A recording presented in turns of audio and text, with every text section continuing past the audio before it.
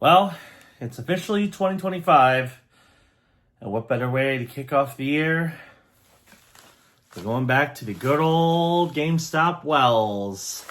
That's right, folks. It is time for a condition report episode. It's the Bargain Game Hunter.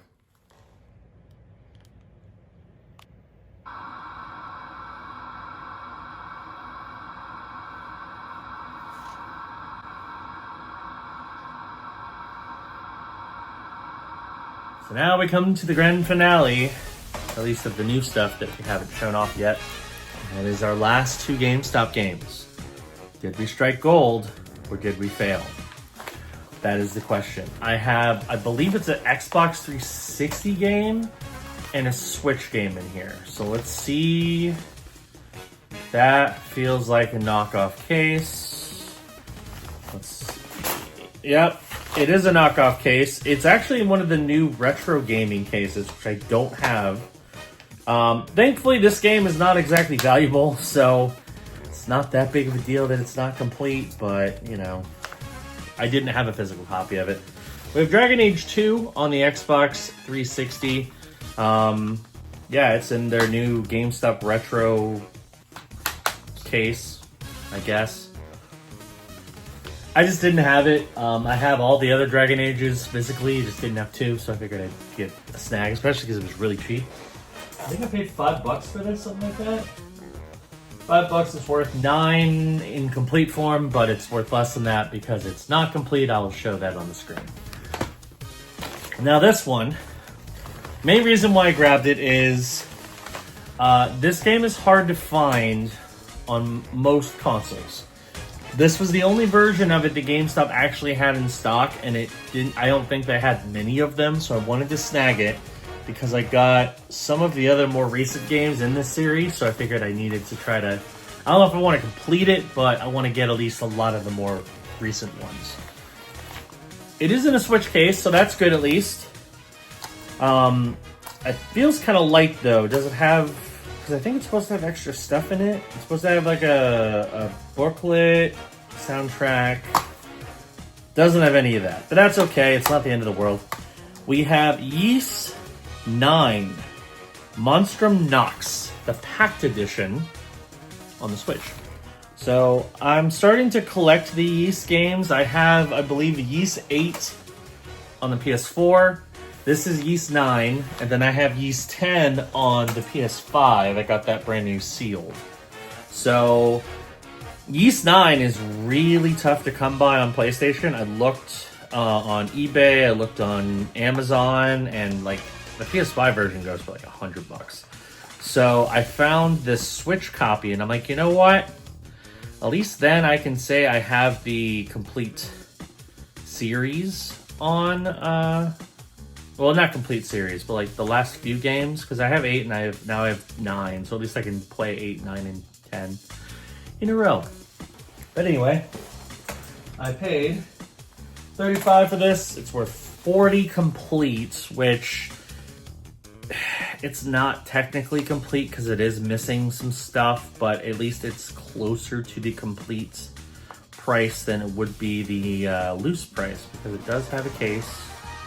It just doesn't have the art book and stuff like that. So overall, when it comes to our GameStop online haul, didn't do great.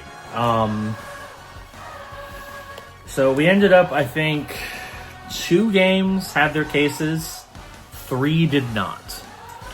Not a great start. So let's go over the last 3 that or 4, sorry, that we picked up earlier.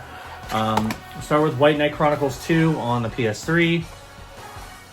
It's just a generic case. That's a shame because I do have the first one completed box. I think I got that from a pawn shop, but now I have this one not completed box. That's unfortunate. I paid $14. It's worth $13 in a generic case. So there's that. Next we have our Switch Trio that I got for the buy 2 get 1 deal, and 2 were not good, 1 was. Start off with Luigi's Mansion 2 on the Switch. I've wanted to play this. I've played the first one. I haven't played 2 or 3. And this was the HD remake, so I figured I'd snag it. But now I have a loose copy. I paid nothing. This was a freebie. It's worth $33.